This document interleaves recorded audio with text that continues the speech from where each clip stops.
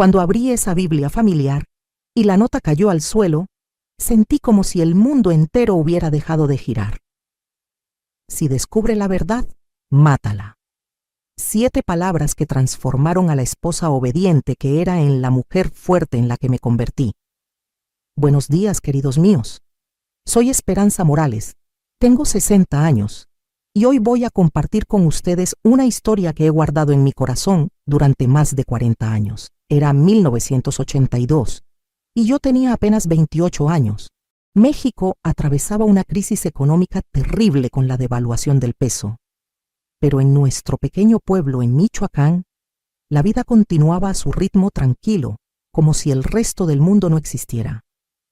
Había estado casada durante 10 años con Roberto, un hombre que todos respetaban. Era el contador de la única caja de ahorros del pueblo. Siempre vestía trajes impecables y era considerado un ejemplo de honestidad y dedicación. Nuestra casa estaba en una calle empedrada, una construcción sencilla pero cómoda, con un pequeño jardín al frente, donde cultivaba mis geranios y bugambilias. Teníamos 2 hijos maravillosos, Miguel, de 8 años, un niño inteligente que amaba leer, y Carmen, de 6 años, una pequeña artista que llenaba página tras página con sus dibujos coloridos. Yo era lo que llamaban la esposa perfecta en esa época. Me levantaba antes que todos para preparar el desayuno. El aroma del café de olla y las tortillas recién hechas llenaba la casa, mientras alistaba a los niños para la escuela. Roberto tomaba su café, mientras leía el periódico que el muchacho repartidor dejaba en nuestra puerta cada mañana. Después de que todos se fueran, limpiaba la casa, lavaba la ropa a mano en el lavadero del patio y en mi tiempo libre cosía para una clientela selecta del pueblo. Fue mi madre quien me enseñó a coser. Decía, una mujer necesita un oficio en sus manos para nunca estar en necesidad. Poco sabía ella cómo ese consejo cambiaría mi destino. Nuestra vida parecía perfecta a los ojos de otros. Roberto era cariñoso cuando había visitas, traía regalos en fechas especiales y nunca faltaba comida en la mesa. Pero a puertas cerradas había silencios prolongados, ausencias inexplicables y esa sensación de que algo importante siempre se me escapaba. Viajaba frecuentemente por trabajo, especialmente el primer jueves de cada mes.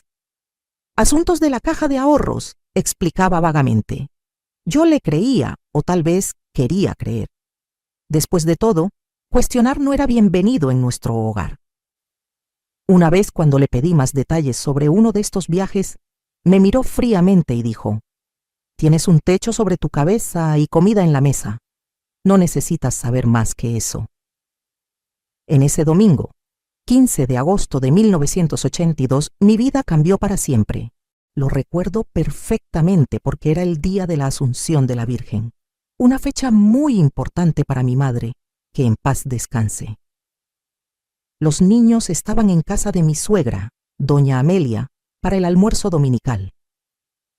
Roberto había salido temprano, diciendo que necesitaba resolver algunos papeles urgentes en la caja antes de una transferencia grande que ocurriría la semana siguiente. Yo estaba sola en casa, luchando contra una migraña terrible que había comenzado durante la noche. El dolor era tan intenso que creaba puntos brillantes en mi visión. Traté de acostarme, pero era imposible. Sabía que Roberto guardaba pastillas fuertes para el dolor en su oficina, medicamentos que traía de la Ciudad de México, que funcionaban mejor que cualquier té de hierbas que mi madre me había enseñado a hacer. La oficina de Roberto era territorio prohibido para mí y los niños. Un hombre necesita un espacio donde pueda pensar sin interrupciones, solía decir. La puerta siempre estaba cerrada, pero no con llave cuando él no estaba. Supongo que nunca imaginó que me atrevería a entrar sin su permiso. Ese día, sin embargo, el dolor habló más fuerte que el respeto a las reglas no escritas de nuestro matrimonio. Entré a la oficina buscando la medicina. El cuarto era sombrío, con un escritorio de madera oscura, un sillón de cuero y estantes llenos de libros que dudaba que realmente leyera. Había un olor característico en el aire, una mezcla de tabaco, papel viejo y esa colonia importada que usaba solo en viajes de negocios. Sabía que los medicamentos estaban en el cajón superior junto con otros artículos personales. Mientras buscaba entre plumas, clips y papeles, sentí un mareo fuerte. Me apoyé en el librero para evitar caerme, y en este movimiento desbalanceé algunos libros. La Biblia empastada en cuero, una reliquia familiar que Roberto exhibía con orgullo, aunque nunca la había visto abierta, cayó al suelo con un golpe sordo. La Biblia se abrió en la caída, y de entre sus páginas amarillentas se deslizó un pequeño papel doblado. Mi primer instinto fue poner todo de vuelta como estaba. Roberto estaría furioso si supiera que estaba tocando sus cosas, pero algo me hizo recoger ese papel. Con manos temblorosas, desdoblé la nota. La letra era de Eduardo, el gerente de la caja y mejor amigo de Roberto. La reconocí inmediatamente. Enviaba tarjetas navideñas cada año. El mensaje era corto y aterrador. Si descubre la verdad, mátala. Sentí que la sangre se congelaba en mis venas. El dolor de cabeza parecía haber desaparecido, reemplazado por un entumecimiento extraño. Las piernas se me debilitaron y tuve que sentarme en su sillón para evitar desmayarme. ¿Quién era ella? ¿Era yo? ¿Qué verdad era tan terrible que justificaría matarme? 1000 pensamientos corrieron por mi mente en esos segundos que parecían una eternidad. Cuidadosamente puse la nota exactamente donde estaba, entre las páginas de Proverbios, y regresé la Biblia al estante. Encontré las pastillas para el dolor, tomé una con agua de la cocina y me acosté en la sala, fingiendo descansar. Pero mi mente estaba acelerada. Cuando Roberto regresó con los niños al final de la tarde, yo ya había tomado mi decisión. No lo confrontaría directamente. Si esa nota significaba lo que temía, cuestionar a Roberto podría ser peligroso. En cambio, fingiría que nada había pasado mientras descubría la verdad por mi cuenta. Esa noche, serví la cena como siempre. Escuché las historias de los niños sobre el almuerzo en casa de su abuela y me reí de los chistes sin gracia que Roberto contaba. Por fuera, era la misma esperanza de siempre. Por dentro, algo se había roto para siempre. Los días siguientes fueron un ejercicio de actuación. Mantuve la rutina intacta. Desayuno preparado temprano, niños listos para la escuela, casa limpia, cena en la mesa a las 6 en punto. Pero comencé a prestar atención a cada detalle, cada palabra dicha o no dicha, cada gesto. Noté cómo Roberto cerraba con llave el cajón del escritorio cuando se iba, cómo escondía rápidamente papeles cuando yo entraba al cuarto, cómo hablaba en voz baja por teléfono cuando pensaba que estaba ocupada con los niños. Pequeños detalles que anteriormente pasaban desapercibidos ahora me gritaban. Una semana después del incidente de la Biblia, tuve mi primer descubrimiento concreto. Estaba planchando sus camisas preparándolas para el siguiente viaje de negocios cuando encontré un recibo arrugado en el bolsillo interior de un saco. Era de una joyería en Morelia, la ciudad vecina. La cantidad era exorbitante, casi 3 veces lo que Roberto me daba mensualmente para todos los gastos del hogar. Y el artículo comprado, un anillo de compromiso con diamante solitario. Sentí como si me hubieran abofeteado.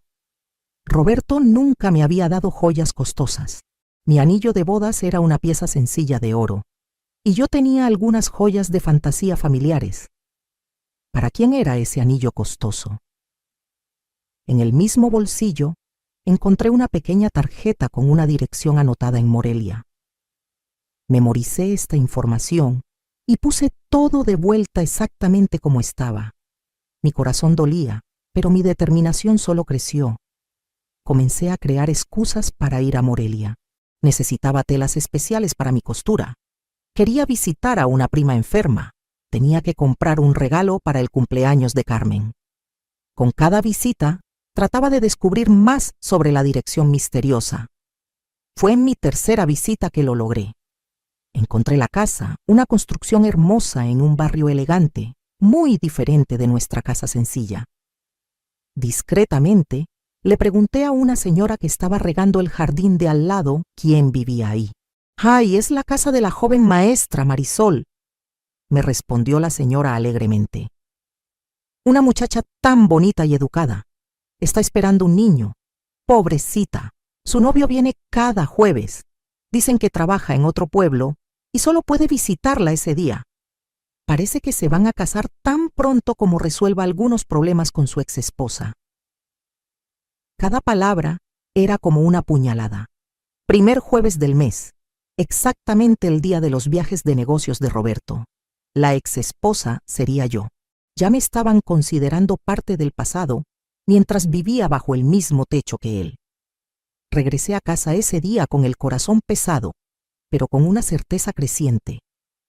Mi matrimonio era una farsa y necesitaba descubrir más sobre lo que Roberto estaba planeando. En los días siguientes, continué mi investigación silenciosa. Me hice amiga de doña Iris, la nueva secretaria de la caja, una viuda recién llegada al pueblo. A través de conversaciones aparentemente casuales durante nuestros encuentros en el mercado o en la iglesia, recolecté información sobre el trabajo de Roberto. «Todos estamos tan ocupados con esta transferencia grande que va a pasar a finales de mes», comentó inocentemente después de la misa dominical. Su esposo y don Eduardo se quedaron hasta tarde revisando documentos. Nunca había visto tanto dinero junto en mi vida. La transferencia grande que Roberto había mencionado, y curiosamente, ya me había avisado que haría un viaje especial precisamente en esa fecha. Un viaje que podría durar más de lo usual. Las piezas comenzaron a encajar, formando un cuadro perturbador. Roberto y Eduardo estaban planeando desviar el dinero de la transferencia. La nota, el anillo, la casa en Morelia, la mujer embarazada, todo era parte de un plan. Robar el dinero de la caja y huir para comenzar una nueva vida con Marisol y el niño que estaba por nacer, abandonándome a mí y a los niños sin un peso, posiblemente sin vida. Fue entonces que recordé una llave extraña que había encontrado en su kit de afeitar meses antes. En ese momento, cuando le pregunté qué habría, dijo cortantemente que era de un cajón viejo de archivos en la caja y rápidamente la guardó. Ahora, esa llave ganó nuevo significado. Esperé hasta que se fuera al trabajo y los niños a la escuela, y comencé a buscar. No estaba en el cajón cerrado del escritorio, ni en los bolsillos de sus trajes, ni en la caja de documentos importantes. Finalmente, la encontré escondida dentro de un libro falso en el estante. Irónicamente, un libro sobre ética empresarial. La llave abría una pequeña caja de metal escondida en el fondo del ropero, detrás de las maletas de viaje. Adentro, encontré más evidencia del plan: boletos de barco a Argentina a nombre de Roberto Morales y Marisol Olivares, documentos de identidad falsos y un paquete de cartas de amor firmadas por Marisol con referencias a nuestro futuro juntos y el bebé que pronto nos completará. La última carta era la más reciente, fechada apenas 2 semanas antes. «Mi amor, solo faltan 2 semanas para estar juntos para siempre. He arreglado todo como acordamos.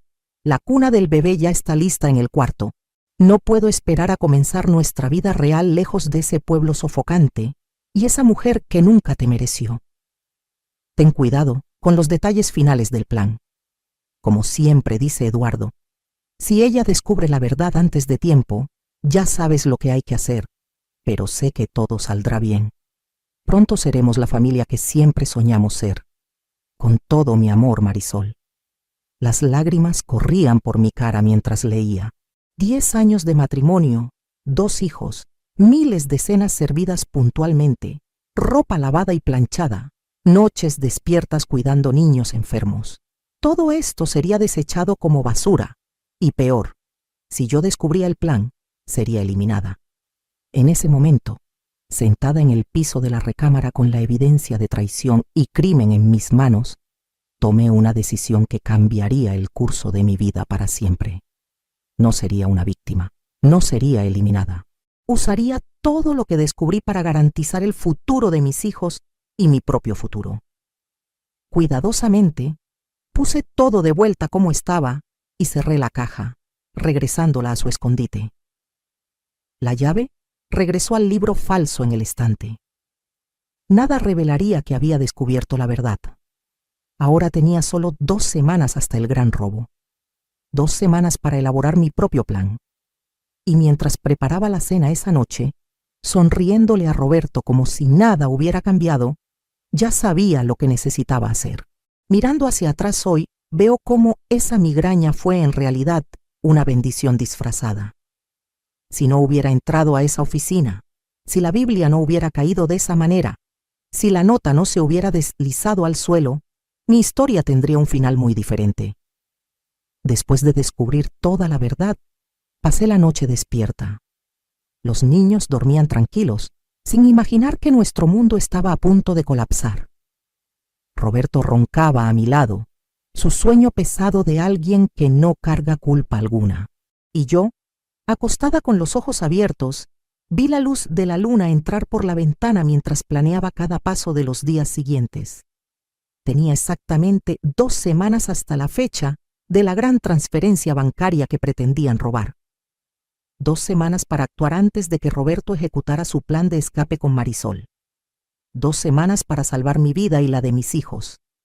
Temprano a la mañana siguiente, comencé a ejecutar mi plan. Primero, necesitaba mi propio dinero. No podía depender de los ahorros domésticos que Roberto controlaba rígidamente. Por suerte, había estado guardando en secreto el dinero de mi costura.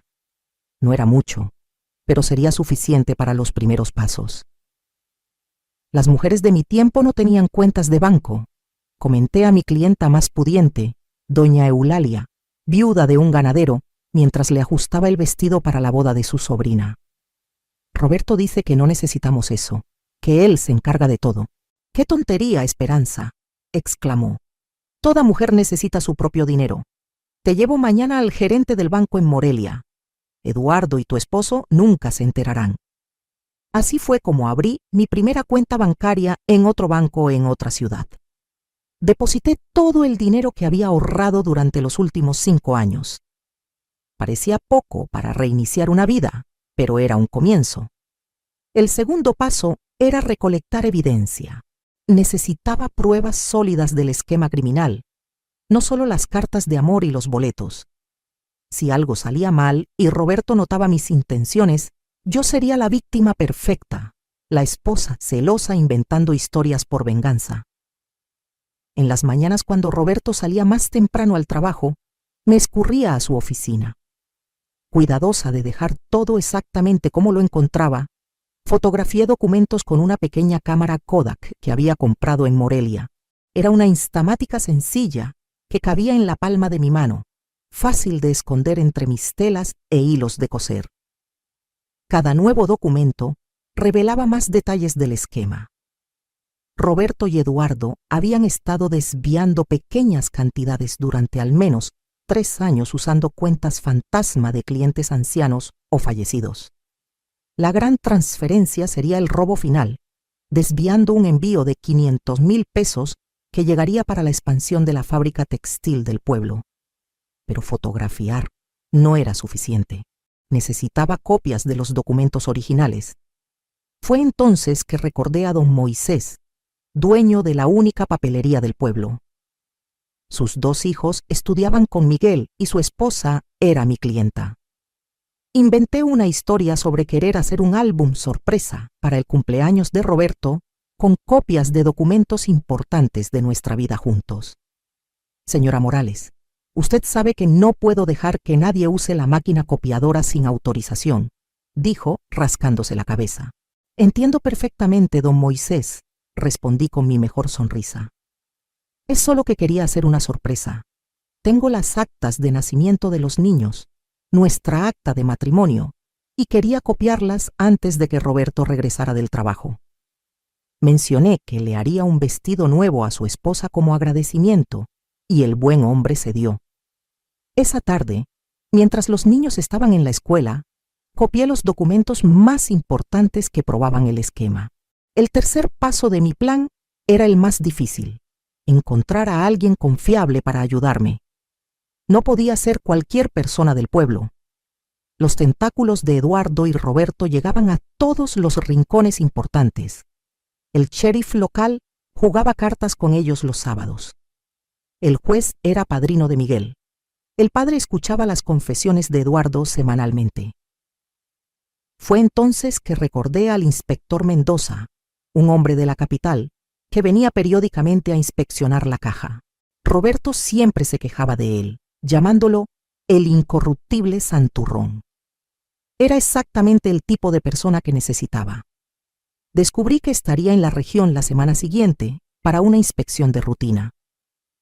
A través de doña Iris, la secretaria de la caja, supe que se quedaría en el pequeño hotel del pueblo por 3 días. Preparé cuidadosamente un sobre con copias de los documentos más importantes, fotos y una carta explicando toda la situación. Pero, ¿cómo entregarlo sin levantar sospechas? El hotel estaba frente a la plaza central donde todos me verían si entraba ahí.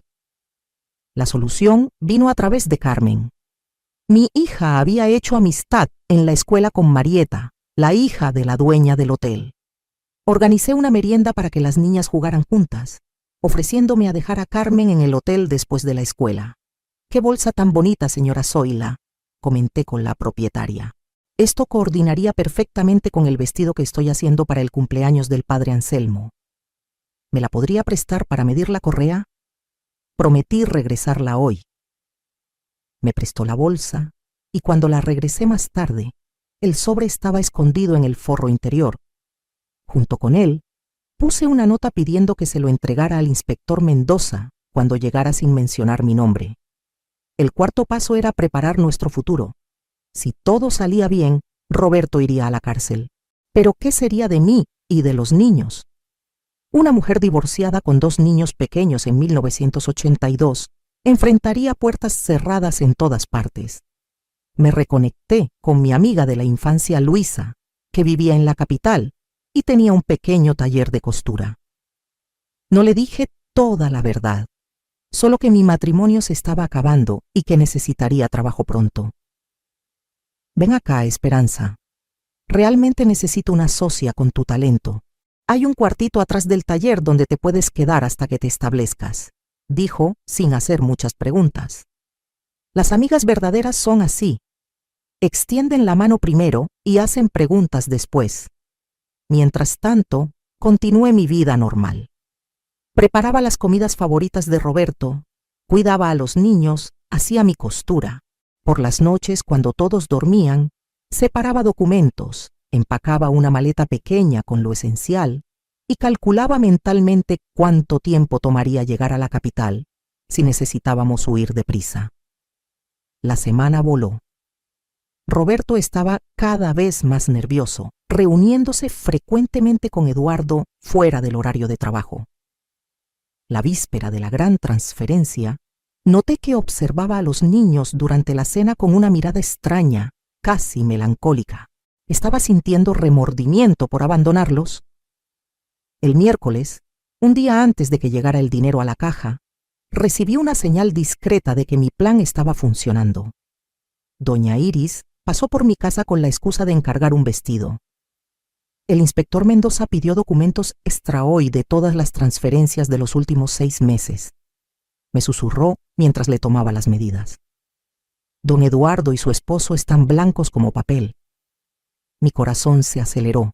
El inspector había recibido mi sobre, estaba investigando, pero el peligro también aumentaba. Si Roberto sospechaba, podría actuar antes de lo planeado. Esa noche, durante la cena, noté que Roberto me observaba intensamente mientras servía el pozole. Su mirada alternaba entre mí y los niños, como si nos viera por última vez. Un escalofrío recorrió mi espalda. «Esperanza», dijo de repente, «creo que tendremos que cancelar ese paseo dominical con los niños. Tengo que resolver unos asuntos urgentes». El paseo estaba programado para el día después de la transferencia. Sería cuando planeaba desaparecer. «Por supuesto, querido», respondí naturalmente, sirviendo más pozole. «Los niños entenderán, ¿verdad, Miguel?» Mi hijo asintió, desilusionado. Carmen jugaba con su comida, ajena a la tensión que flotaba sobre la mesa. Después de acostar a los niños, encontré a Roberto en la oficina, encorvado sobre papeles. La puerta estaba entreabierta, inusual para él. ¿Era una trampa? Roberto, lo llamé suavemente. Necesito dinero para comprarte la mañana.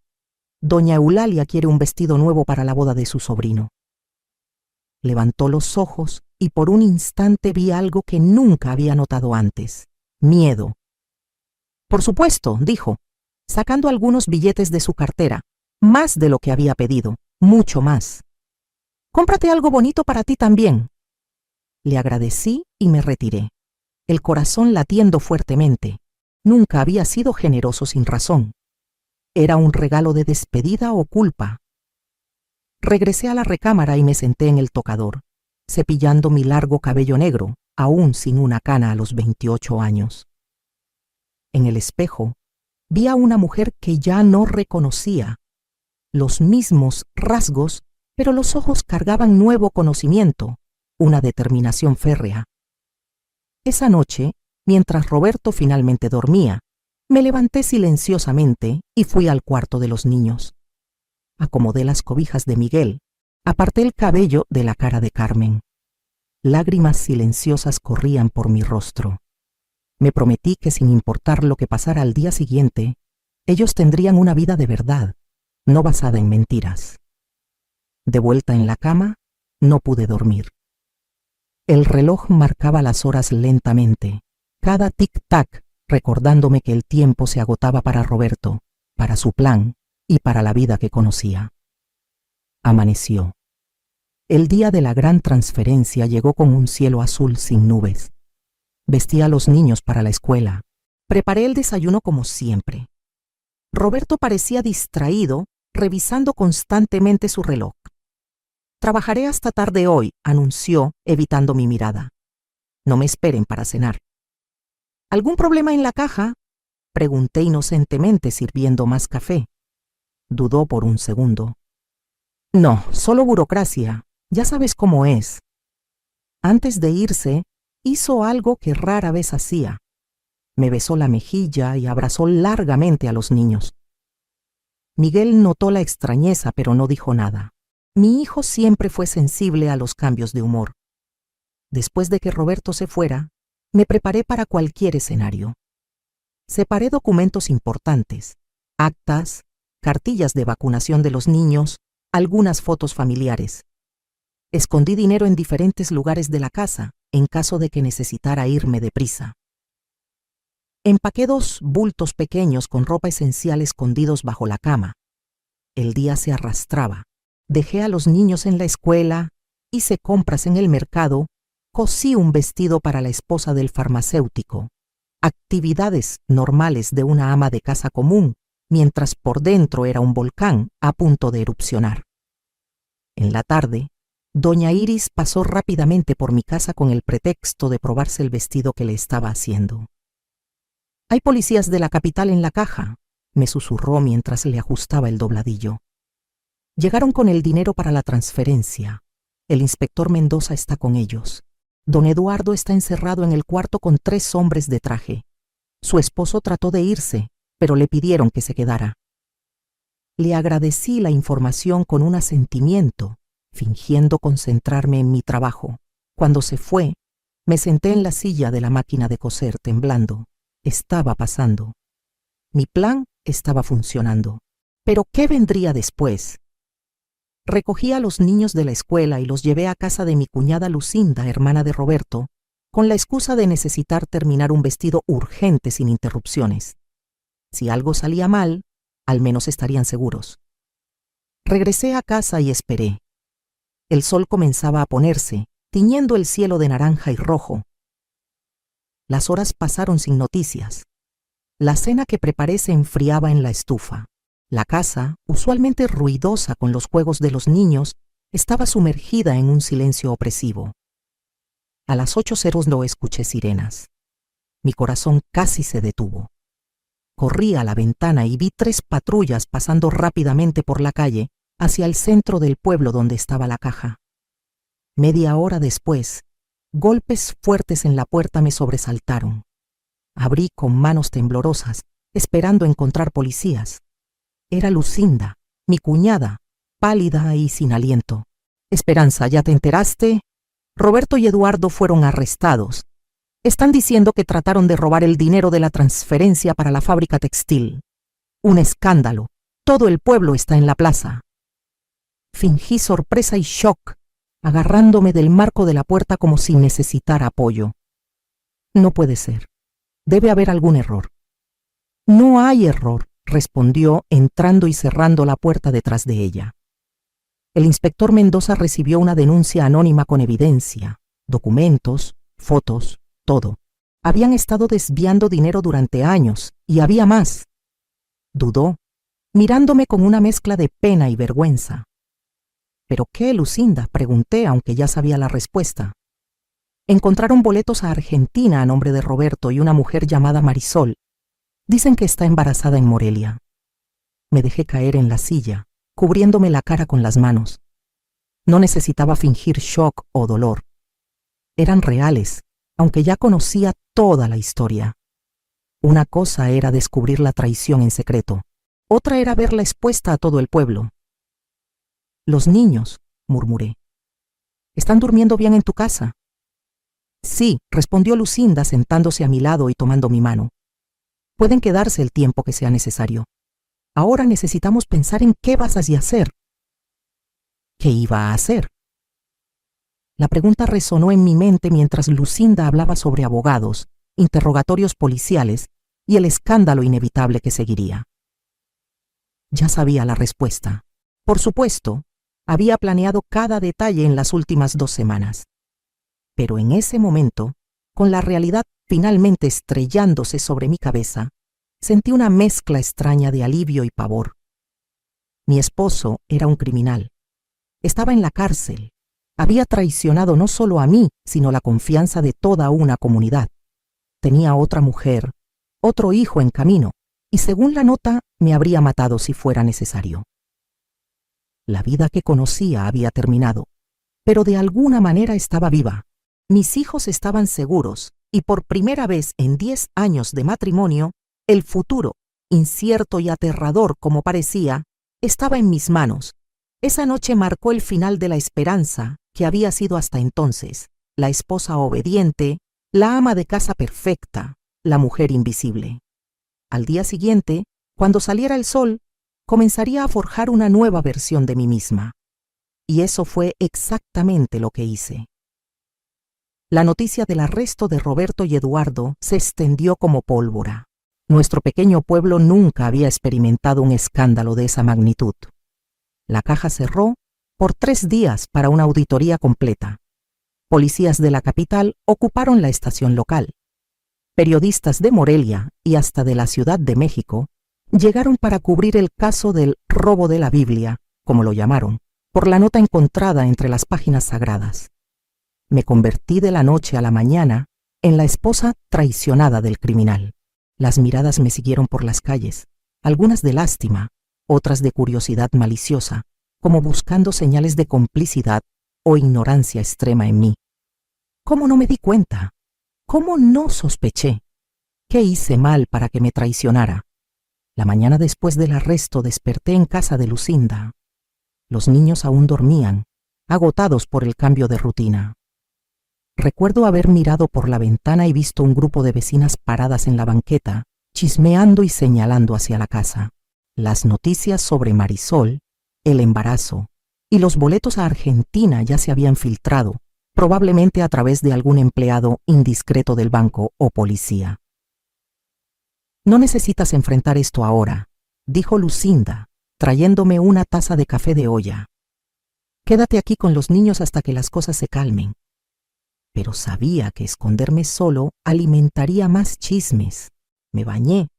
Me puse uno de mis mejores vestidos, azul marino con pequeños detalles blancos que había cosido yo misma, y me peiné cuidadosamente. Me apliqué un poco de labial, algo que rara vez hacía en un día común. Voy al mercado, anuncié tomando mi bolsa.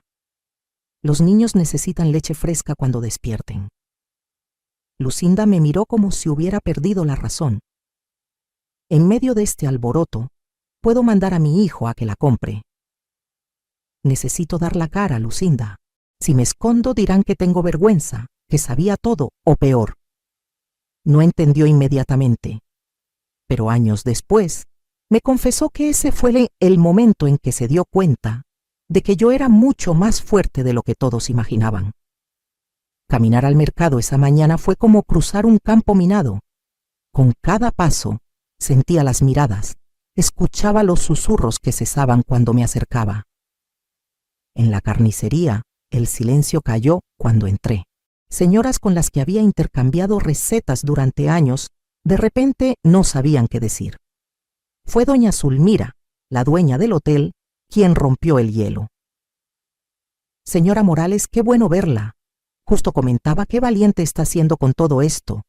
¿Necesita alguna ayuda con los niños? Le agradecí con una sonrisa educada. Compré lo que necesitaba y salí con la cabeza en alto.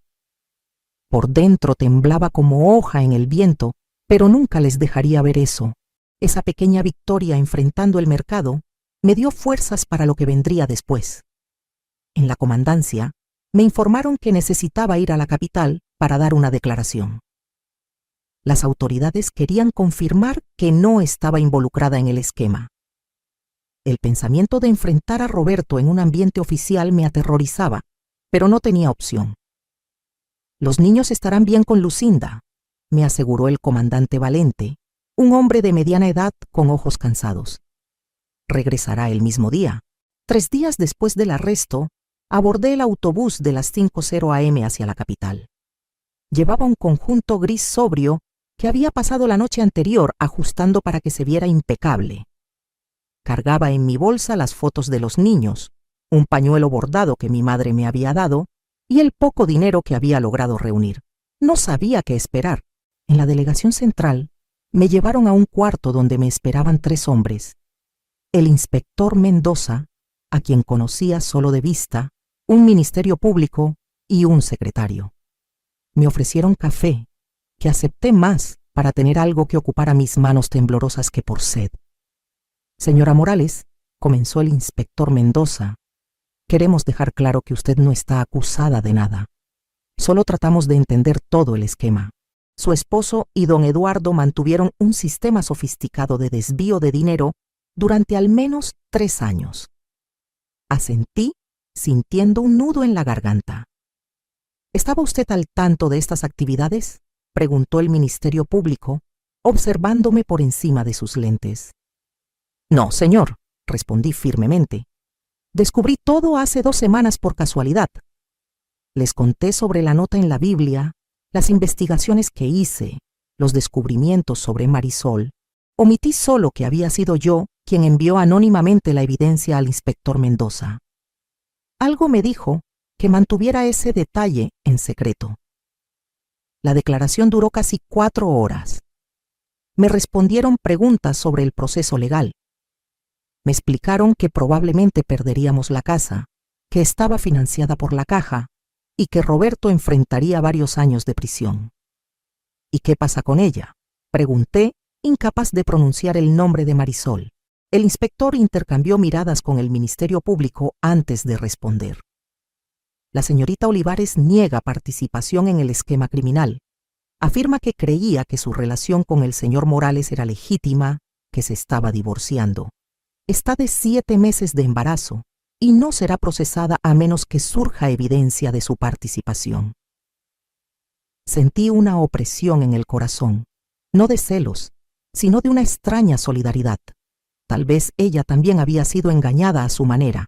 Antes de irme, el inspector Mendoza me llamó en privado. Señora Morales, recibimos una denuncia anónima hace 2 semanas. Documentos, fotos, evidencia concreta del esquema. Fue usted, ¿verdad? Sostuve su mirada sin confirmar ni negar. Quien quiera que haya sido, continuó. Salvó no solo el dinero de la transferencia, sino que evitó que personas inocentes resultaran dañadas, incluyendo posiblemente a usted misma. Me entregó una tarjeta con su contacto en la capital. Si necesita algo, no dude en contactarme. Demostró un valor extraordinario. Regresé a casa esa noche con la certeza de que una fase de mi vida había terminado definitivamente. En el autobús, viendo el paisaje oscurecerse gradualmente, me hice una promesa. Los niños nunca sufrirían por las decisiones de su padre. Les daría una vida digna, llena de amor y honestidad. Los días siguientes fueron un torbellino. Recibí una notificación oficial para desalojar la casa en 30 días. La caja la reclamaría como parte de la compensación por las pérdidas.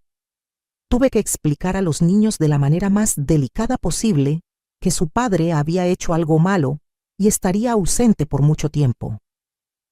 ¿Ya no nos quiere?, preguntó Carmen con sus ojitos grandes llenos de lágrimas. Lo que pasó no tiene nada que ver con el amor hacia ustedes, respondí abrazándola.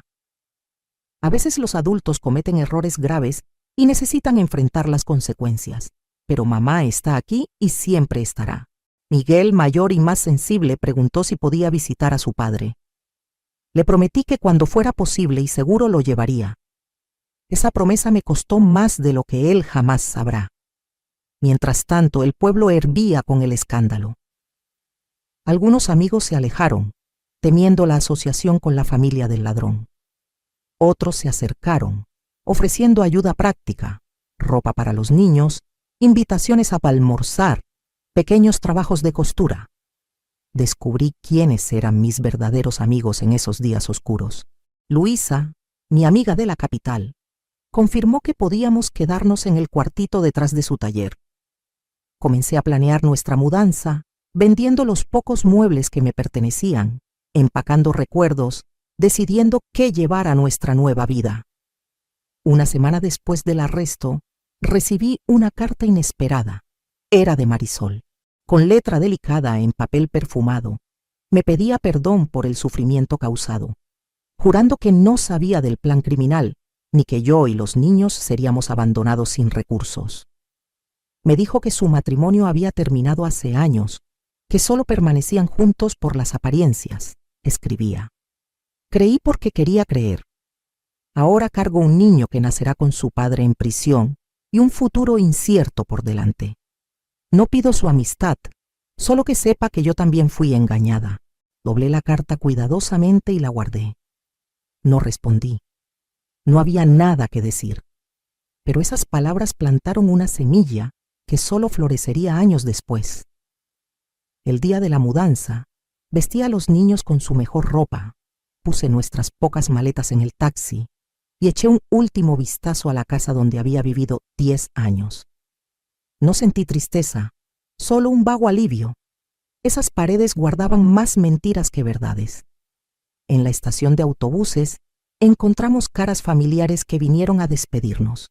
Lucinda abrazó largamente a sus sobrinos, prometiendo visitarlos en vacaciones. Doña Eulalia me entregó discretamente un sobre. «Un pequeño préstamo», susurró. «Para empezar tu negocio. Sé que me pagarás cuando puedas». El viaje a la capital duró 4 horas, pero parecía que cruzábamos a otro planeta.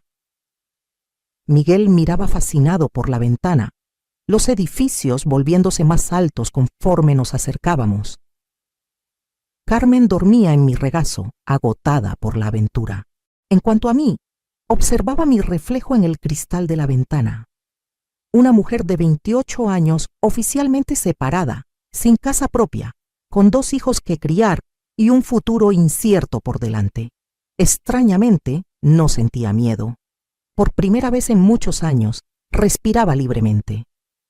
Luisa nos esperaba en la estación de autobuses. Su sonrisa amplia y sincera fue como un rayo de sol entre la neblina. Me abrazó largamente y luego se agachó para saludar a los niños. «Bienvenidos a su nueva vida», dijo simplemente. El cuartito detrás del taller era más pequeño de lo que imaginaba. Una cama matrimonial donde dormiríamos los 3, una mesita con 2 sillas, un ropero pequeño. El baño era compartido con el taller, pero estaba limpio. Tenía ventanas que dejaban entrar luz natural, y Luisa había puesto flores frescas en un jarrón colorido. «Es temporal», aseguró, ayudándonos a organizar nuestras cosas. pronto tendrás tu propio espacio. Esa primera noche, después de que los niños finalmente se durmieron, agotados del viaje y las novedades, me senté en el pequeño patio trasero. El cielo de la capital era diferente. Menos estrellas visibles, más luces artificiales, el ruido constante de carros a la distancia. Todo era extraño, y sin embargo sentía una paz inexplicable. Ahí, bajo el cielo desconocido, juré que transformaría nuestra tragedia en triunfo. No sería solo la ex esposa del ladrón, la pobre mujer abandonada con 2 hijos. Sería Esperanza, costurera, madre, mujer independiente, alguien que encontró una nota amenazante y en lugar de convertirse en víctima, la usó como catalizador para su liberación. Los primeros meses fueron extremadamente duros. Trabajaba en el taller de Luisa durante el día haciendo arreglos y costuras sencillas. Por las noches, cuando los niños dormían, creaba mis propios modelos, soñando con el día que tendría mi propia clientela. Miguel y Carmen fueron inscritos en la escuela pública local. Bastante cambio para niños que venían de una escuela pequeña en un pueblo pequeño. El dinero se contaba peso por peso. Muchas noches, después de que los niños se acostaran, lloré en silencio, agotada del trabajo, preocupada por el futuro, herida por los recuerdos. Pero cuando salía el sol, me lavaba la cara, me aplicaba un poco de labial y enfrentaba otro día. Roberto fue sentenciado a 8 años de prisión. Eduardo recibió una sentencia más larga por ser el cerebro del esquema. Cuando la sentencia apareció en los periódicos, se la mostré a mis hijos no para alimentar rencor o dolor, sino para que entendieran que las acciones tienen consecuencias, que las decisiones definen destinos. ¿Podemos visitarlo?, preguntó Miguel otra vez. Cuando quieran, respondí. Cometió errores graves, pero sigue siendo su padre. La primera visita al penal fue una prueba. Ver a Roberto en uniforme, delgado y demacrado, hizo llorar a Carmen durante todo el encuentro. Miguel permaneció callado, observando a su padre como tratando de reconciliar esa imagen con sus recuerdos. ¿Están bien?, preguntó Roberto evitando mi mirada. Estamos empezando de nuevo, respondí simplemente. Los niños te extrañan. Trató de explicar, de decir que nunca tuvo intención de lastimarnos, que el plan se salió de control. No respondí. Algunas mentiras ni siquiera merecen el esfuerzo de ser negadas. Gradualmente, nuestra vida tomó forma en la capital. Luisa me enseñó nuevas técnicas de costura, me presentó clientes potenciales, compartió su conocimiento sobre el negocio de la moda. Después de 6 meses, tenía mis propios clientes, mujeres que apreciaban mi trabajo meticuloso y diseños elegantes pero prácticos. Con el dinero que ahorré y el préstamo de doña Eulalia, logramos rentar un departamento pequeño cerca de la escuela de los niños. 2 recámaras, una salita diminuta, una cocina donde apenas cabíamos los 3 para cenar, pero era nuestro. Compramos muebles de segunda mano, cosí cortinas coloridas, y Miguel pintó las paredes de su cuarto compartido con Carmen. Transformamos ese espacio rentado en un hogar. Por las noches, cuando finalmente tenía un momento solo para mí, pensaba en la mujer que era y la mujer en la que me estaba convirtiendo. El descubrimiento de esa nota siniestra en la Biblia lo había cambiado todo. No solo mi destino, sino quién era por dentro. La esposa sumisa e insegura se había quedado atrás, junto con la casa en Michoacán y las mentiras que la sostenían. A veces me preguntaba por Marisol y el niño. ¿Se habrían quedado en el pueblo enfrentando el estigma? ¿Habrían regresado con su familia? Ese bebé, medio hermano de mis hijos, ¿sabría algún día sobre Miguel y Carmen? La vida continuó su curso con pequeñas victorias diarias. Carmen aprendió a leer y devoraba todos los libros que podíamos pedir prestados de la biblioteca. Miguel sobresalía en matemáticas, soñando con ser ingeniero. Yo expandí mi clientela, mi reputación como costurera creció, y algunos vestidos de fiesta que creé fueron elogiados en columnas sociales de periódicos pequeños. Era 1984. Tenía 30 años y por primera vez desde que podía recordar, me sentía en control de mi propio destino. No era rica, no era fácil, pero era auténtico, era mío. Y fue entonces que el destino decidió traer otro giro a nuestra historia. Era un miércoles de octubre de 1984 cuando el pasado tocó a mi puerta. Literalmente. Acababa de cumplir 30 años y finalmente comenzaba a cosechar los frutos de mi trabajo duro. Mi pequeño atelier instalado en la sala de nuestro departamento ganó reconocimiento entre las señoras de clase media de la capital. No era lujoso como los grandes salones de moda, pero tenía clientas leales que apreciaban mi trabajo meticuloso y precios justos. Esa tarde lluviosa, estaba terminando un vestido de graduación para la hija de una clienta importante cuando alguien tocó la puerta. Miguel, entonces de 10 años, corrió a abrir antes de que pudiera limpiarme las manos llenas de alfileres.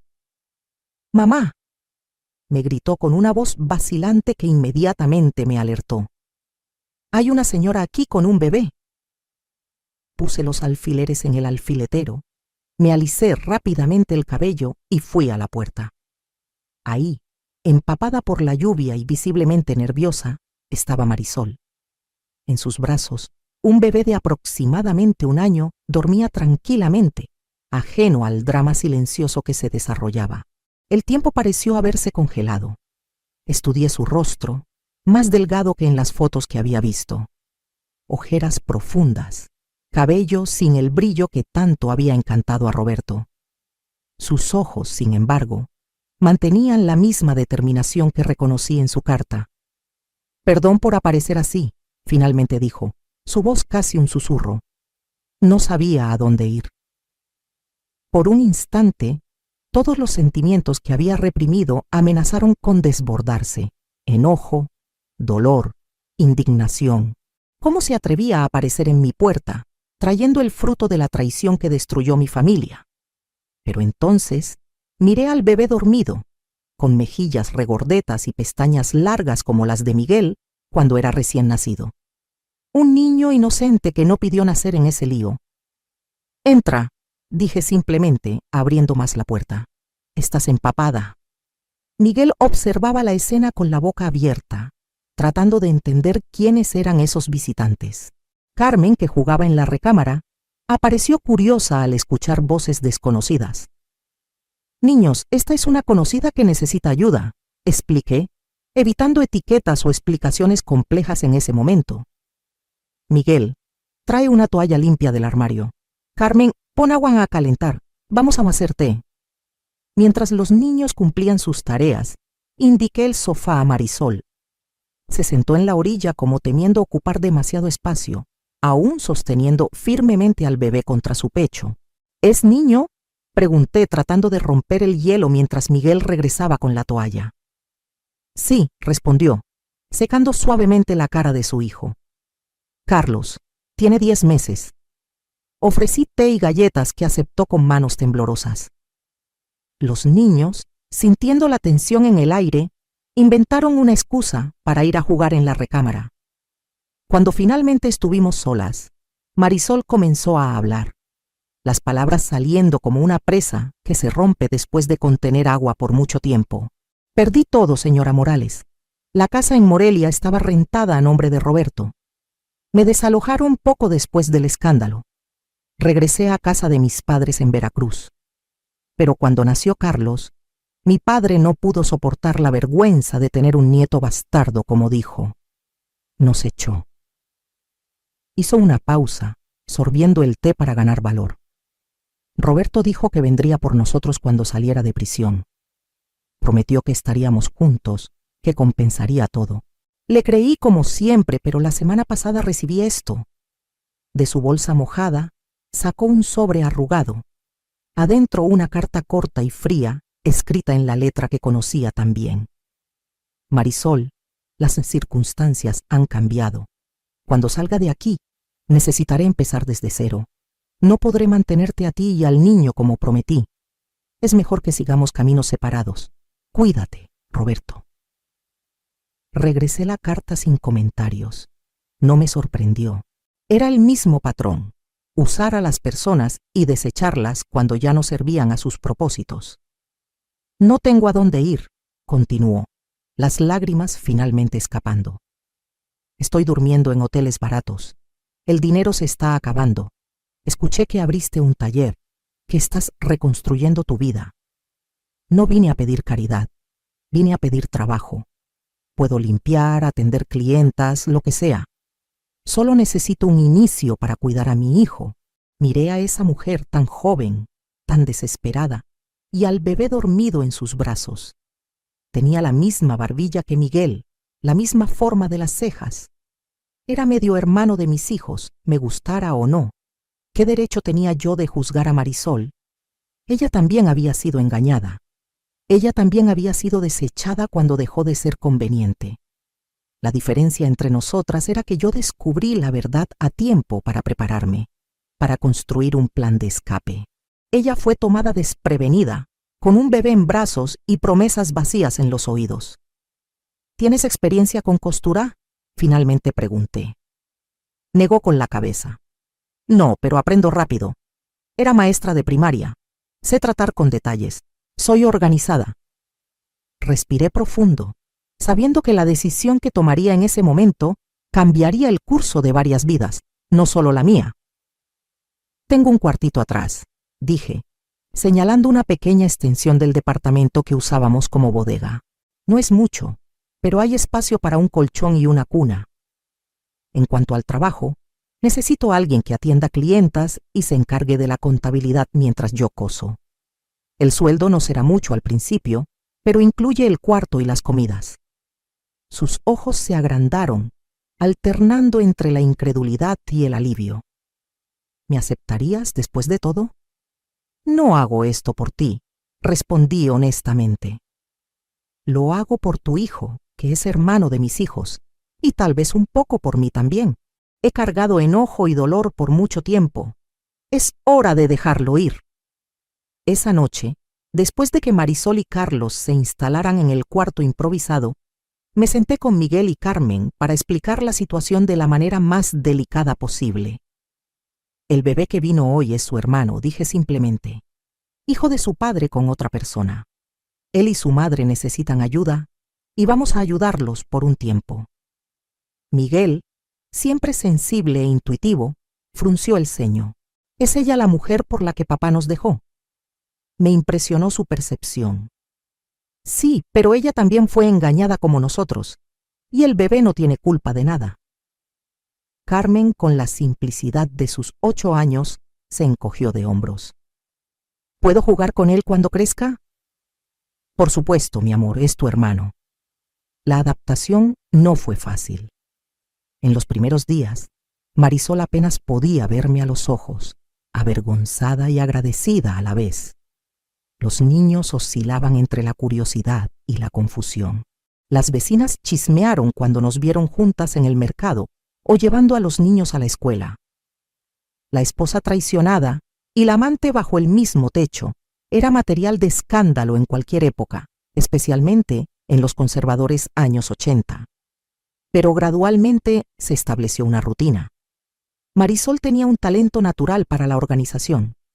En pocos días reorganizó el taller, creó un sistema de citas para clientas y se hizo cargo de toda la parte administrativa que yo tanto descuidaba.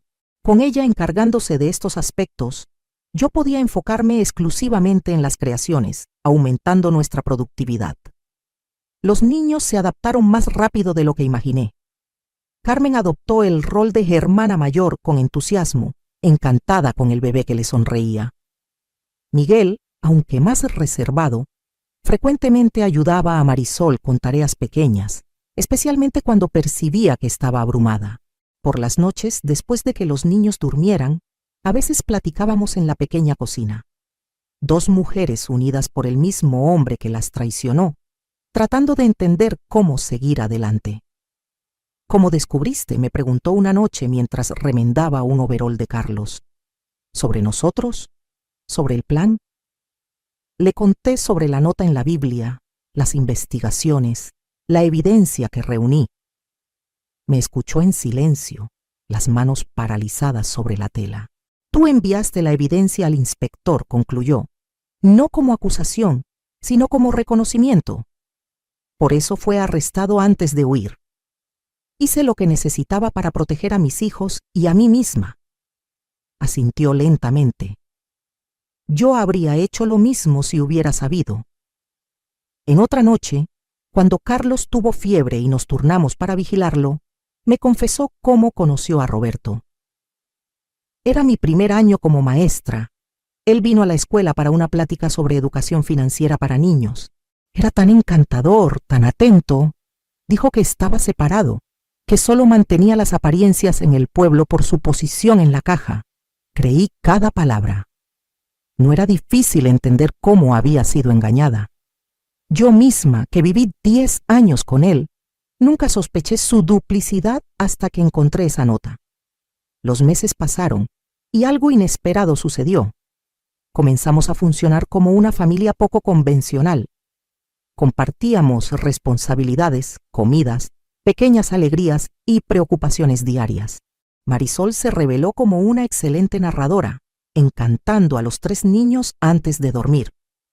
Yo le enseñé los secretos de la costura, sorprendida por su habilidad para aprender técnicas complejas. El taller prosperó. Con Marisol organizando la parte administrativa, pude aceptar más pedidos, incluyendo vestidos de novia que pagaban mejor. A finales de 1985, nos mudamos a un espacio más grande, un departamento de 3 recámaras en el mismo barrio, con una sala espaciosa que transformamos en un taller más profesional. Fue en esta época que recibí una visita inesperada. Estaba sola en el taller terminando un vestido cuando sonó el timbre. «Señora Morales», dijo el portero, «hay un señor llamado Eduardo que quiere hablar con usted». ¿Eduardo? El nombre me causó escalofríos. El exgerente de la caja, socio de Roberto en el esquema fraudulento, el autor de la nota que había cambiado mi vida. «Que suba», decidí después de un momento de vacilación. El hombre que entró a mi taller era irreconocible. El Eduardo que conocía era elegante, siempre en traje bien cortado y cabello impecable. Este hombre estaba delgado, pálido, con cabello prematuramente gris y ojeras profundas. «Gracias por recibirme», dijo, rechazando el café que le ofrecí. «Salí hace 3 días. Sentencia reducida por buen comportamiento». Permanecí en silencio, esperando que explicara la razón de la visita. «Vine a pedir perdón», continuó mirando sus propias manos. «Sé que no lo merezco, que probablemente me odias. La nota fue idea de Roberto. Temía que descubrieras sobre Marisol, sobre el dinero. Dijo que era solo una precaución, que nunca se usaría.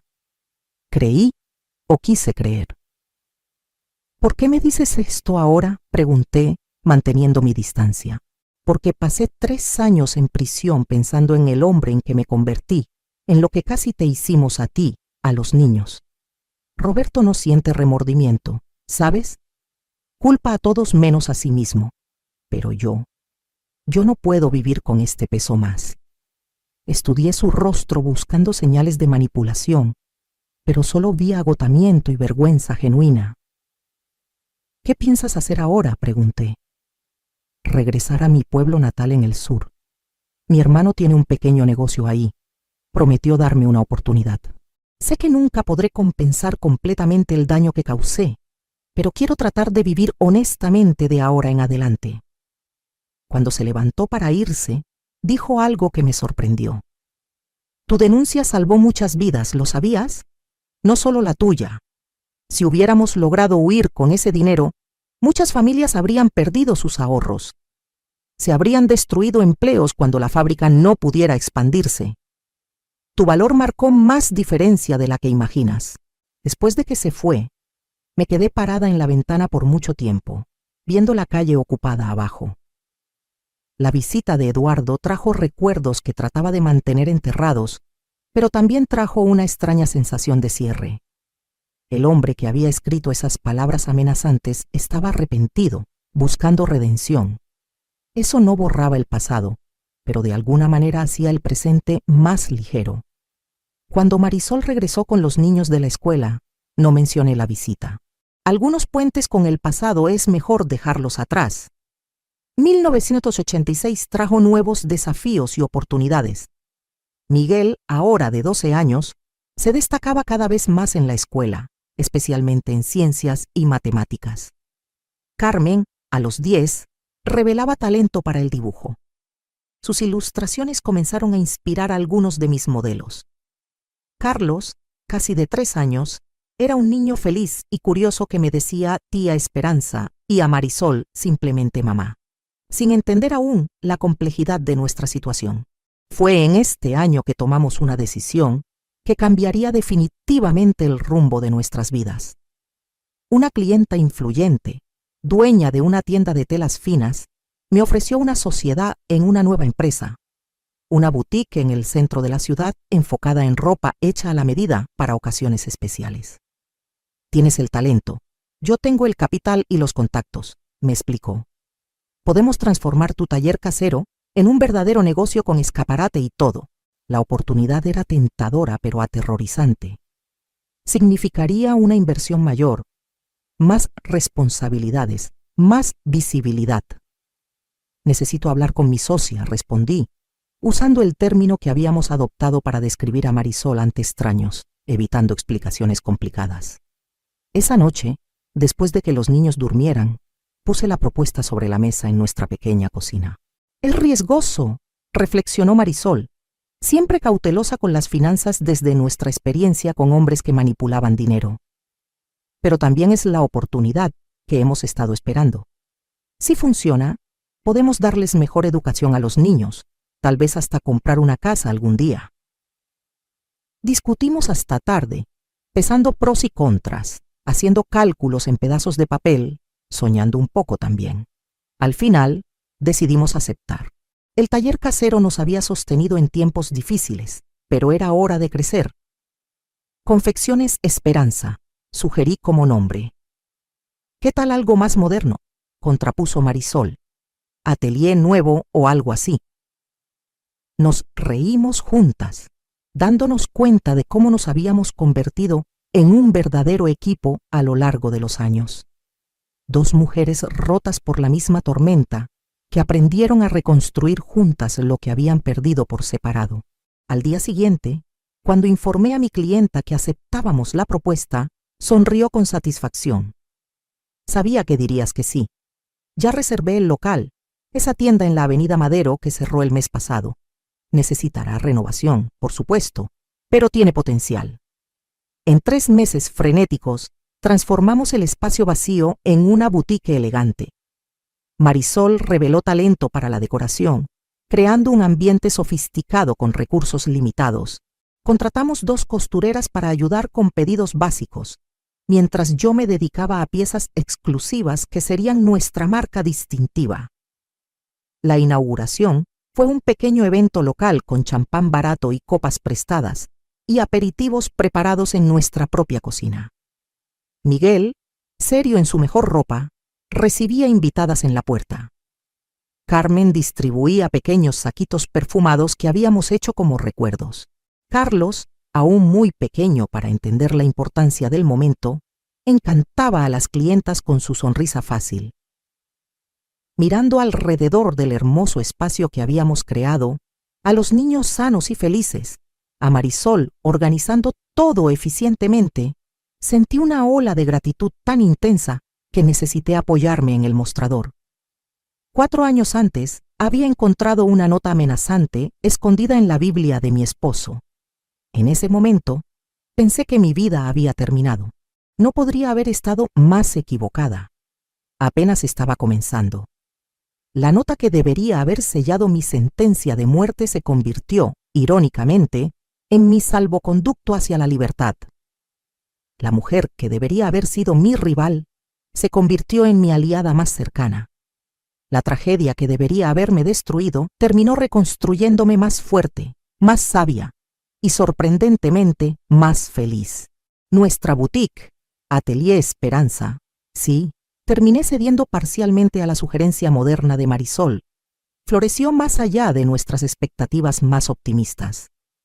De 1986 a 1988, pasamos de un pequeño espacio en la Avenida Madero a una tienda elegante con amplio escaparate en la zona rosa, un área prestigiosa de la capital. Lo que comenzó como un taller de costura a la medida se transformó en una referencia de moda para ocasiones especiales.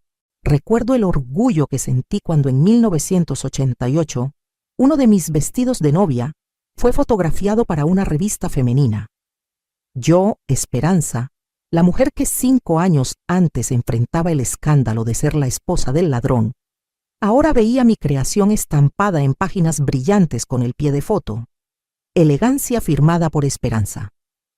Marisol se reveló no solo como una excelente administradora, sino también como una visionaria para los negocios. Fue su idea expandir a una pequeña línea de vestidos listos para usar, más accesibles que los hechos a la medida, pero manteniendo la calidad que nos caracterizaba. Creamos la línea Joven Esperanza, inspirada en los dibujos de Carmen, ya una adolescente con evidente talento artístico.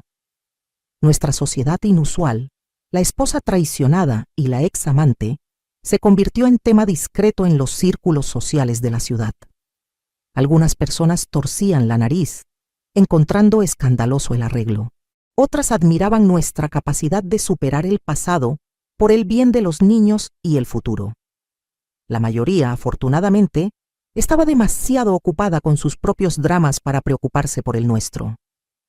Los niños crecieron sanos, cada uno con su personalidad distinta. Miguel, a los 14 años, era un adolescente serio y estudioso, fascinado por la ingeniería y las ciencias. Carmen, a los 12, ya mostraba el temperamento artístico que marcaría su vida, siempre con un cuaderno de dibujos bajo el brazo. Y Carlos, a los 5 años, era un niño feliz y sociable, adorado por todos en el taller.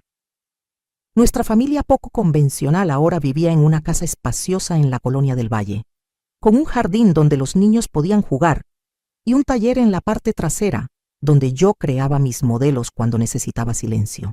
Teníamos 2 empleadas que nos ayudaban con la casa y los niños, un lujo impensable pocos años antes. La vida finalmente parecía estabilizada, como un barco que encuentra aguas tranquilas después de una tormenta violenta. Hasta que una tarde de junio de 1989, el pasado vino a visitarnos otra vez. Estaba en el taller ajustando un vestido de graduación para una clienta cuando nuestra recepcionista entró vacilante. Señora Morales, hay un hombre que quiere hablar con usted. Dice que es el señor Roberto Morales. El alfiler que sostenía se me resbaló entre los dedos, pinchándome ligeramente la piel. Roberto. Después de 7 años en prisión, estaba libre. Un hecho que sabía que eventualmente sucedería, pero para el que nunca me sentí completamente preparada. Dile que estoy ocupada, respondí automáticamente. Un reflejo de autoprotección, pero entonces, mirando a mi clienta en el espejo, una joven de 18 años a punto de graduarse, toda la vida por delante, pensé en la mujer en que me había convertido. Ya no era esa esposa insegura, intimidada por la mera presencia de mi marido. Era una empresaria, una madre, una mujer que había reconstruido su vida desde las cenizas. No, pídele que espere en la sala de recepción. Termino en 15 minutos. Completé el ajuste con manos que se negaron a temblar. Programé la prueba final del vestido y respiré profundo antes de caminar hacia la recepción. Roberto estaba sentado rígidamente en uno de los sillones elegantes, viéndose fuera de lugar en ese ambiente femenino y sofisticado. Los años en prisión habían envejecido su rostro, blanqueado completamente su cabello antes negro. Llevaba un traje sencillo, limpio pero pasado de moda, probablemente comprado antes de su encarcelamiento.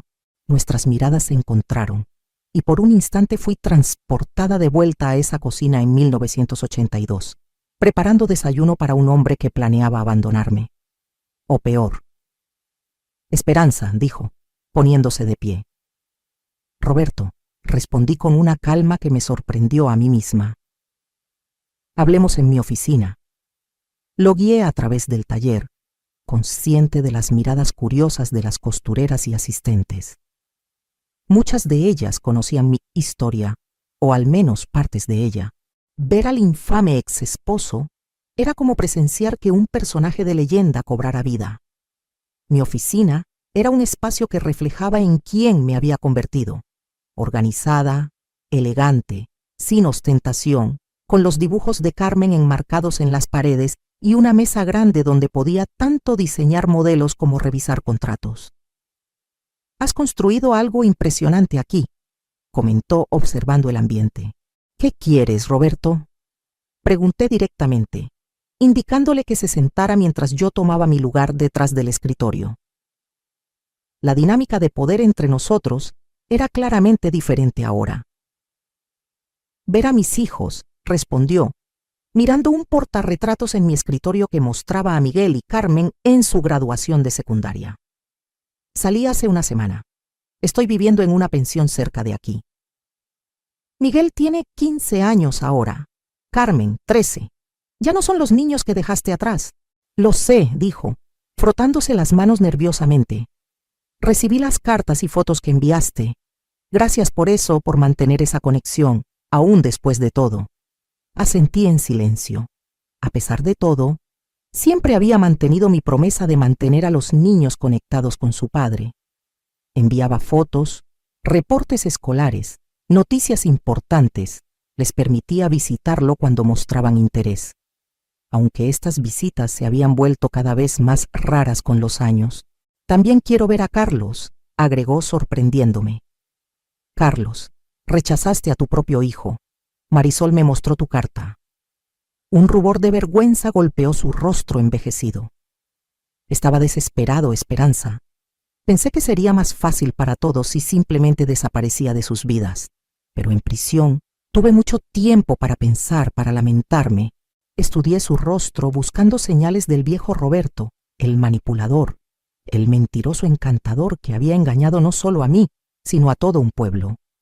Solo encontré a un hombre desgastado, de mediana edad, cargando el peso de sus decisiones. «No puedo decidir por Marisol sobre Carlos», finalmente respondí. «En cuanto a Miguel y Carmen, ya son casi adultos. La decisión de verte o no debería ser suya». «Eso es justo», aceptó. «¿Estás con alguien ahora?». La pregunta me tomó desprevenida por su irrelevancia. ¿Qué le importaba mi vida personal? «Mi vida privada no es asunto tuyo, Roberto. No lo ha sido desde el día que encontré esa nota». Bajó la cabeza, aceptando el regaño. «Entiendo.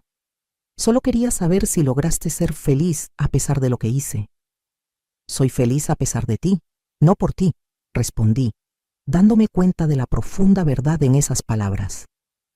Construí una vida que amo con personas que valoro. La nota que debería haberme destruido terminó liberándome. Cuando se fue, prometí informar a los niños sobre su regreso y dejar que decidieran si querían conocerlo. Lo observé desde la ventana mientras caminaba por la banqueta, los hombros caídos, un hombre disminuido por sus propias decisiones. Esa noche reuní a Miguel, Carmen y Marisol en la sala. Carlos ya dormía, ajeno a la tormenta emocional que se formaba. «Su padre ha sido liberado», anuncié sin rodeos. «Vino al taller hoy.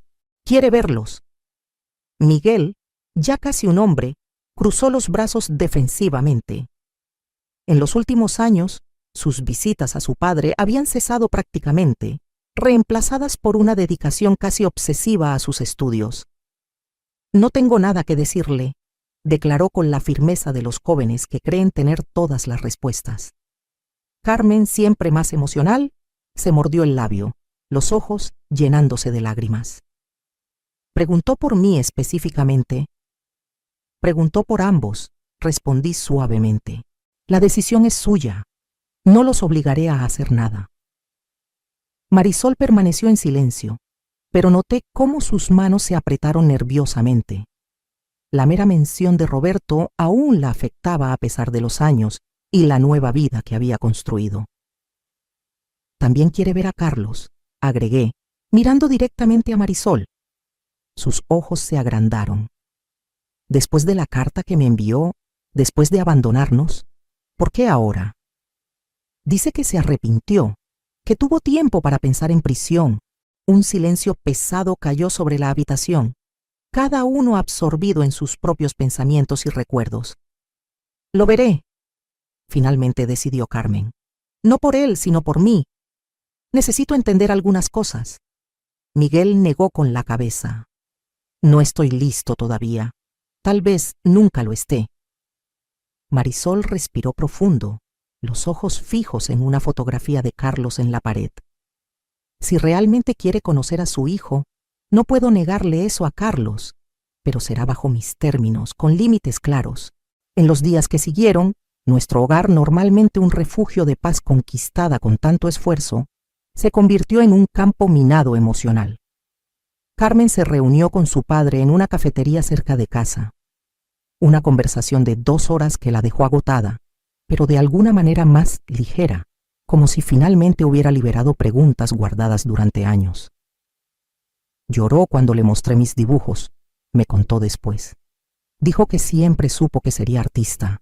Es extraño, mamá, pero ya no siento enojo, solo una especie de tristeza por lo que pudo haber sido. Miguel mantuvo su decisión de no ver a su padre, canalizando cualquier conflicto emocional hacia sus estudios y proyectos científicos. A los 15 años, ya hablaba con convicción sobre estudiar ingeniería en la mejor universidad del país. La reunión más tensa fue entre Marisol, Carlos y Roberto, realizada en un parque público por insistencia de ella. Yo no participé, por supuesto, pero Marisol me contó después mientras tomábamos té en el patio.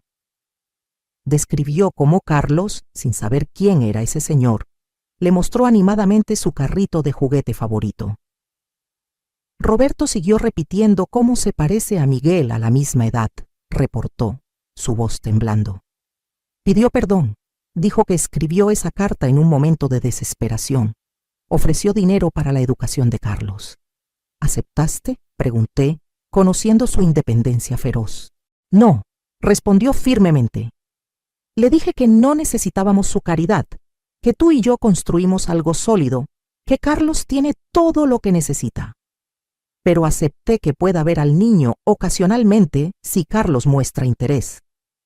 En las semanas siguientes, Roberto se convirtió en una presencia periférica en nuestras vidas. Aparecía los domingos para llevar a Carmen a almorzar o a Carlos al zoológico. Miguel se mantuvo firme en su negativa, aunque sospechaba que seguía en secreto las historias que Carmen contaba sobre estos encuentros. En cuanto a mí, mantuve una distancia educada. Ya no había enojo ni miedo, solo la claridad de que nuestros caminos se habían separado definitivamente 7 años antes, cuando encontré esa nota en la Biblia. La vida continuó su curso. Nuestra boutique siguió prosperando, expandiéndose a una segunda tienda en un centro comercial recién inaugurado, un concepto nuevo en esa época. En 1991, fui invitada a presentar una pequeña colección en la primera versión de lo que se convertiría décadas después en la Semana de la Moda de México. Miguel se graduó con honores de la preparatoria y fue aceptado en el Tecnológico de Monterrey, realizando su sueño de estudiar ingeniería. Carmen, siguiendo su talento artístico, entró a la Escuela de Diseño del Instituto Nacional de Bellas Artes, especializándose eventualmente en diseño de modas para trabajar a mi lado. Carlos, creciendo en un ambiente rodeado de creatividad y emprendimiento, mostró talentos para los negocios desde niño. Roberto encontró trabajo como contador en una empresa pequeña, viviendo modestamente en un departamento rentado. La vida lujosa que había conocido antes de prisión quedó definitivamente en el pasado. En eventos importantes para los niños, graduaciones, presentaciones, competencias, manteníamos una distancia cordial, reconociendo silenciosamente que, a pesar de todo, estábamos unidos por los 3 jóvenes que ayudamos a criar. Fue en 1993, casi 11 años después del descubrimiento de la nota fatídica, que el ciclo finalmente se completó. Estaba en mi taller trabajando en los detalles finales de un vestido de novia, cuando mi asistente me interrumpió. Señora Morales, hay una pareja aquí que quiere hablar específicamente con usted sobre un vestido de novia exclusivo. Me alicé el cabello, ahora con algunas canas que llevaba con orgullo, y fui a la sala de recepción. Ahí, tomados de la mano, estaban Eduardo, el ex gerente de la caja, autor de la nota, y una mujer aproximadamente de su edad, con una sonrisa tímida. Eduardo, lo saludé sorprendida. No lo había visto desde su visita años atrás, poco después de salir de prisión. Señora Morales, respondió, visiblemente nervioso. Esta es Elena, mi prometida. Nos casamos el próximo mes. Una ceremonia sencilla. Cuando estábamos buscando a alguien que hiciera su vestido, su nombre apareció en todas las recomendaciones. No sabía si sería bienvenido, pero... Elena apretó su mano alentadoramente. Él me contó sobre su pasado, sobre su conexión con la señora Morales, explicó. Sé que es pedir mucho, pero me sentiría honrada si considerara crear mi vestido. Miré a ese hombre que una vez había escrito las palabras «Si descubre la verdad, mátala», y a su prometida que lo aceptaba a pesar de su pasado oscuro. La ironía de la situación no se me escapó. El hombre que había participado en un plan que casi destruye mi vida, ahora venía a mí buscando ayuda para celebrar su amor. 11 años antes, habría rechazado inmediatamente, movida por heridas y resentimientos justificados. Pero la mujer que era ahora entendía algo sobre segundas oportunidades, sobre nuevos comienzos, sobre transformar tragedias en triunfos. Ven conmigo, Elena, dije, guiándola al estudio de pruebas. Platiquemos sobre lo que imaginas para tu gran día. En los meses y años que siguieron, nuestra historia continuó desenvolviéndose en direcciones que nunca podría haber predicho. Miguel se graduó como ingeniero y eventualmente abrió su propia empresa constructora. Carmen se convirtió en mi socia creativa en el taller, trayendo aire fresco a mis creaciones tradicionales.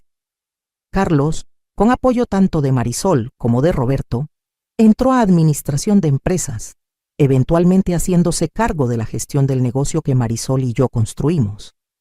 Marisol y yo nunca nos separamos, ni como socias ni como familia. Esa situación temporal se transformó en una sociedad de por vida basada en respeto mutuo, entendimiento profundo y un amor compartido por los 3 niños que criamos juntas. Muchos no entendían nuestra dinámica, pero aprendimos a ignorar los juicios externos hace mucho tiempo. Roberto falleció en 2008 tras un infarto súbito. En el funeral estuvimos todos ahí, Miguel, Carmen, Carlos, yo, Marisol, no por amor romántico perdido, sino por respeto al hombre que, a pesar de sus enormes errores, nos había conectado de maneras que ninguno de nosotros podría haber imaginado. Hoy, a los 60 años, miro hacia atrás y veo cómo una simple nota escondida en una Biblia alteró completamente el curso de mi existencia. Lo que debería haber sido mi sentencia de muerte se convirtió, irónicamente, en el catalizador para una vida plena y auténtica. Ahora tengo 6 nietos maravillosos. La boutique se transformó en una marca respetada nacionalmente, aunque me retiré oficialmente hace algunos años, dejando el negocio en las manos capaces de Carmen y Carlos. Marisol y yo aún vivimos juntas, 2 señoras mayores que compartieron tanto que se volvieron prácticamente hermanas. A veces, cuando estamos reunidas para un almuerzo dominical, mis hijos, nietos, Marisol, pienso en esa mujer asustada de 28 años, temblando mientras leía una nota amenazante, sin idea de cómo enfrentaría el futuro. Me gustaría poder regresar en el tiempo y susurrarle al oído: valor, esperanza. Lo que parece el final de todo es solo el comienzo de algo extraordinario. La tormenta es brutal, pero lo que construirás después será más fuerte y más hermoso de lo que jamás imaginaste. Eso es lo que me gustaría dejarles hoy, queridos míos. Cualquier tormenta que estén enfrentando, sepan que puede ser el comienzo de algo nuevo, no el final de todo. A veces necesitamos que algo se rompa completamente para poder construir algo mucho más hermoso en su lugar. Si esta historia tocó su corazón, compartan estos recuerdos con alguien que necesite escuchar un mensaje de esperanza. Díganme en los comentarios si alguna gran dificultad se transformó alguna vez en una bendición en su vida. Un abrazo cariñoso de esta abuela que aprendió que no son los eventos los que definen nuestras vidas, sino cómo elegimos responder a ellos.